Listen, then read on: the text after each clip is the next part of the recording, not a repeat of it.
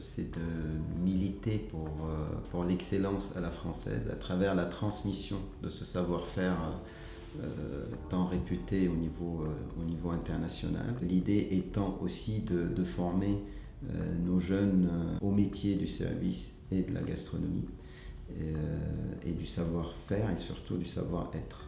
Il se trouve que le repas gastronomique des Français a été classé au patrimoine mondial de l'UNESCO, patrimoine immatériel, en 2010, et que la France, le gouvernement français, s'est engagé à développer cet art de vivre à la française et à faire vivre ce patrimoine dont nous sommes très fiers, mais parfois un peu théoriquement en France, dont les étrangers savent très bien à quel point il est important dans l'identité française, et donc Ferrières contribue à essayer de transmettre ce patrimoine vivant et à former des vrais professionnels dans un style qui soit le style français. Le petit plus de Ferrières, c'est que l'étudiant est de suite dans un monde professionnel. Donc ce sont des restaurants, des vrais restaurants. Donc ce ne sont pas des restaurants d'application. Un gastronomique, un bistronomique, un traiteur qui opère, qui fait des événements au sein du château.